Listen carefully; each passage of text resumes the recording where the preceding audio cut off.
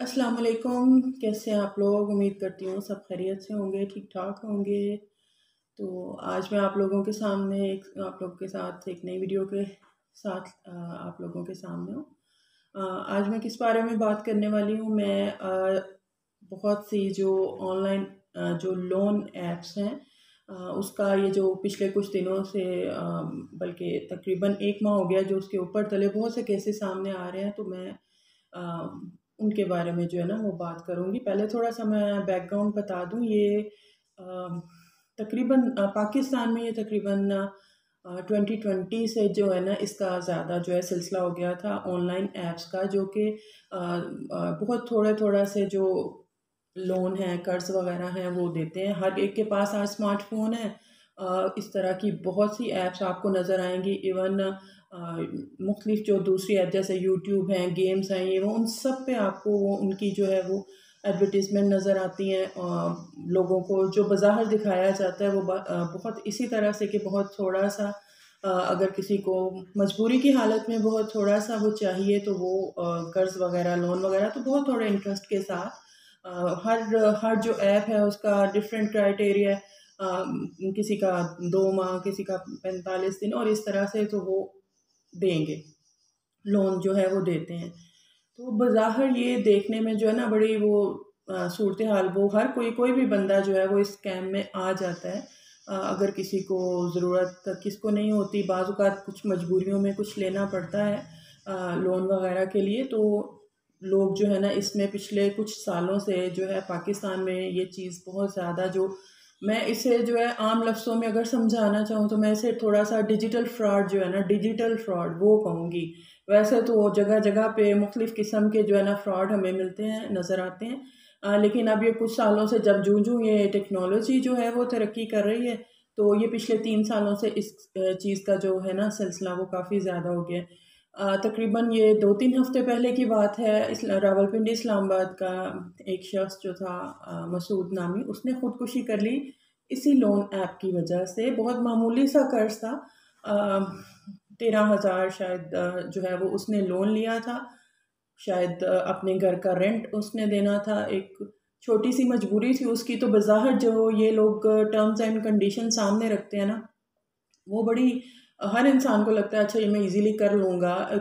3% है, इतना परसेंट है, 45 डेज़, 90 डेज़ इतने में वापस करना है तो ठीक है मैं कर लूँगा। किसी को है कि जी 10,000 है तो 10 का मैंने 15 वापस करना है, 13 वापस करना है, मैं कर लूँगा। 20 का 25 वापस करना है। लेकिन एक्चुअल में ये सूरत-ए-हाल नहीं होती। उस इंसान को खुदकुशी जो है वो करनी पड़ी। सूरत-ए-हाल जो है बज़ाहिर ये लोग जो दिखाते हैं, बेतहाशा लोन ऐप हैं। आप कुछ भी खोलें, अपने स्मार्टफ़ोन खोलें, आपको इतने एड्स, इतनी एडवर्टाइज़मेंट्स नज़र आएँगी ना, और बज़ाहिर हर चीज़ बड़ी वो जो है ना वो इस तरह से कि आप आसानी से, आपके लिए दिक्कत नहीं होगी कि आप कर्ज़ भी ईज़िली जो है वो वापस कर लेंगे इस तरह से। तो असल सूरत-ए-हाल ये नहीं है। ये सिर्फ़ लोगों को ट्रैप करने के लिए, लोगों को फँसाने के लिए ये जो है ना, जो इनिशियल स्टेज पे दिखाया जाता है। अब स्मार्टफ़ोन सबके पास है। सबसे पहले इन लोगों की जो असल मसला है ना वो ये कि इन लोगों को इनकी एक्सेस हो जाती है कि आपके कॉन्टैक्ट्स, आपकी जो सारे रिश्तेदार, जो कोई भी आपके कॉन्टैक्ट्स में है, उसके अलावा जो-जो आपका मोबाइल में डेटा है, उन तक इनकी एक्सेस हो जाती है। वरना कोई कैसे किसी को फ़ोर्स कर सकता है कि ठीक है, पहले जो टर्म्स एंड कंडीशन तय हुई हों, उसके अलावा हट के तो वो कैसे किसी को फ़ोर्स कर सकता है? नहीं, वो फ़ोर्स कर सकते हैं। क्यों? उनकी जो है वो एक्सेस, ये जो ऐप्स हैं, लोन ऐप्स हैं, इनकी एक्सेस हो जाती है आपके मोबाइल डाटा पे, आपके कॉन्टैक्ट्स पे, हर चीज़ पे। आपने देखा होगा कि हम मुख्तलिफ़ जो है एप्लीकेशंस अगर इंस्टॉल करें, डाउनलोड करें, तो वो टर्म्स एंड कंडीशन की एक आती है, हम लोग बगैर पढ़े जो है ना, लंबा-चौड़ा सा वो होता है। ज़्यादातर ऐसे ही होता है कि हम लोग बगैर पढ़े जो है ना वो एग्री कर देते हैं टर्म्स एंड कंडीशन को। तो एक्चुअली में ये उन लोगों का एक्सेस होता है। बज़ाहिर शायद हम लोगों को भी पहले अंदाज़ा ना होता कि ये इतना ख़तरनाक जो है वो हो सकता है।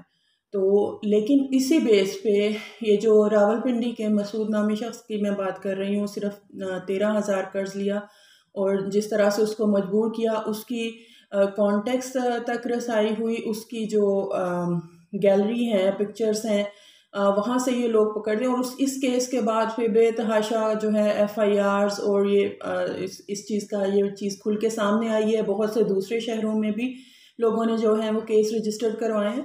तो ये सूरत हाल कि यहाँ बहुत से लोगों ने जो है इनको एप्लीकेशंस को इंस्टॉल किया, डाउनलोड किया। बहुत से लोगों ने अपनी मजबूरियों की बिना पे और बज़ाहिर जो है वो इतना कोई वो नहीं लगता कि मुश्किल है तरीक़ाकार। अब आप ये देखें मसला क्या है, मसला ये कि एक तो ये कि इतनी छोटी अमाउंट के लिए कोई बैंक में जाता नहीं है लोन वगैरह के लिए।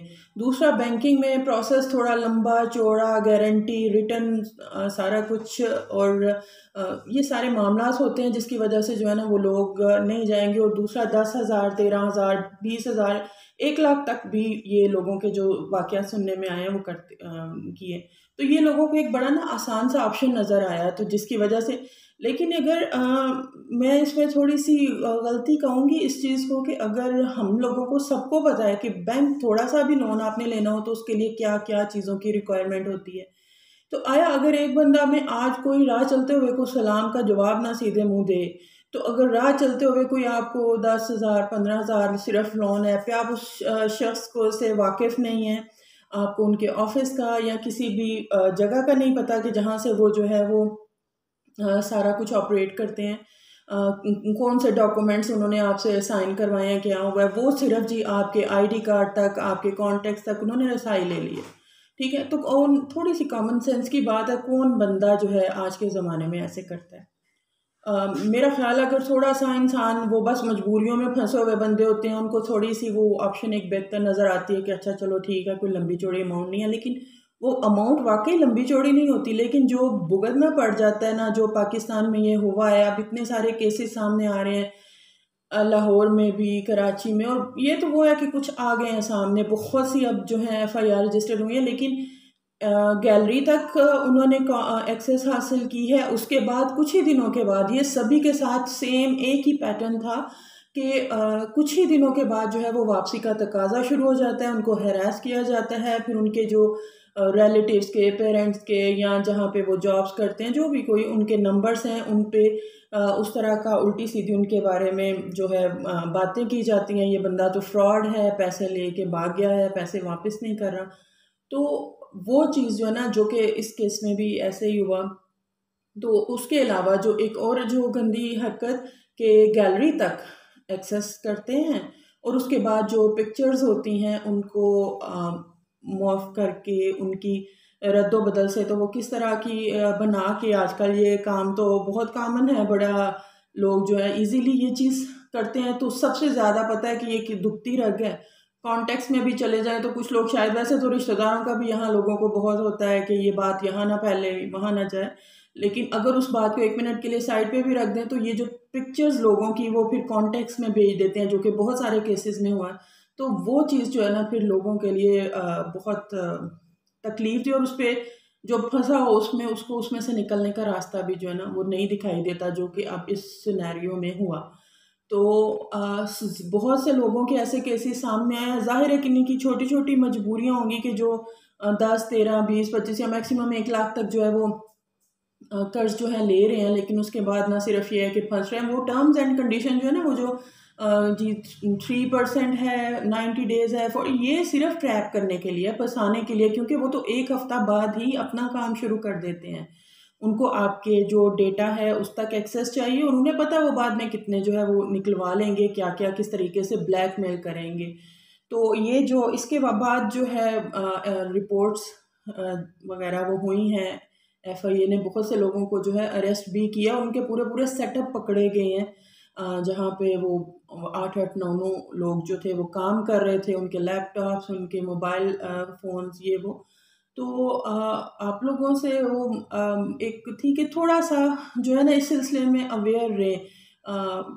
मतलब किसी को भी थोड़ा-सा कोई भी काम, अगर बज़ाहिर आपको कोई ऐसी सूरत-ए-हाल नज़र आती है, चाहे काम के लिए या किसी भी हवाले से, स्पेशली लोन्स ऐप्स के हवाले से बात कर रही हूँ, तो थोड़ा-सा इंसान दिमाग में एक दफ़ा सोच ले।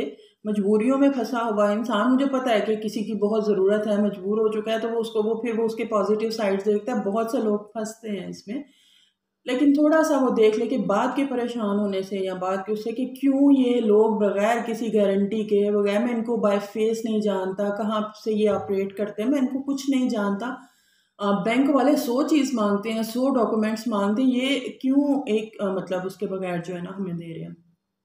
तो इन चीज़ों का थोड़ा-सा अगर ख़्याल रख लें हम लोग तो फिर इस तरह के स्कैम्स में फँसने से जो है ना वो बच सकते हैं। ये आजकल का वो जो है ना मॉडर्न, पहले लोग और तरीके से लूटते होते थे, अब ये थोड़ा मॉडर्न डिजिटल किस्म का फ्रॉड जो है ये सामने आ गया।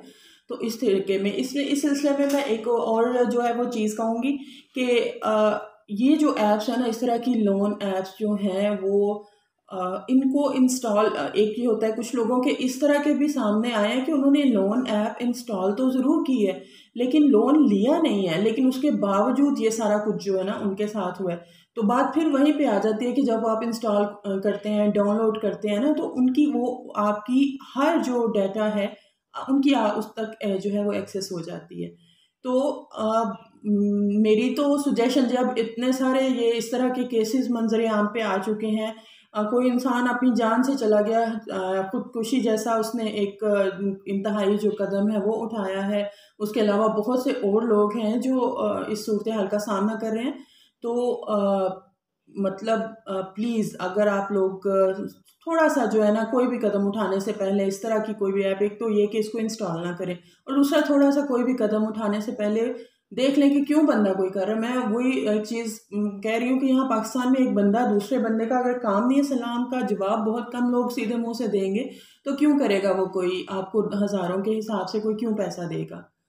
कि जबकि वो कोई आपको जानता नहीं, कोई आपसे वो डॉक्यूमेंट्स नहीं ले रहा, कोई एग्रीमेंट नहीं साइन कर रहा, कोई क्यों लेगा? जस्ट इतनी सी बात आप सोचेंगे ना तो ज़रूर एक सेकंड थॉट जो है वो ज़रूर दे दिए अपने कुछ भी करने से पहले। और सबसे पहले अगर आपके पास इस तरह की कोई ऐप है, आपने इंस्टॉल किया, चाहे आपने लोन लिया या नहीं लिया, तो आप जो है ना उसको अनइंस्टॉल करें।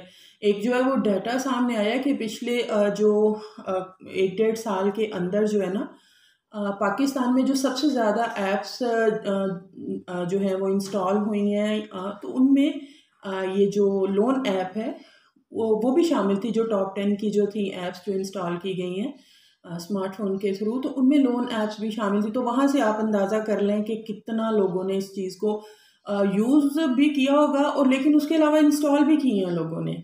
तो जिन्होंने की हैं, जिन जो बच गए हैं, अभी तक नहीं हुआ, तो वो पहले ही उसको अनइंस्टॉल कर दें कि बजाय इसके कि किसी अब वैसे इदारे भी हरकत में आ चुके हैं, क्योंकि बहुत सारे जो हैं वो बहुत सारे इस तरह के लोग अब सामने आ रहे हैं, एफआईआर्स वगैरह हो रही हैं। कुछ ये केस जो है खुदकुशी का मामला सामने है, तो बहुत से लोगों को गिरफ्तार भी किया गया है।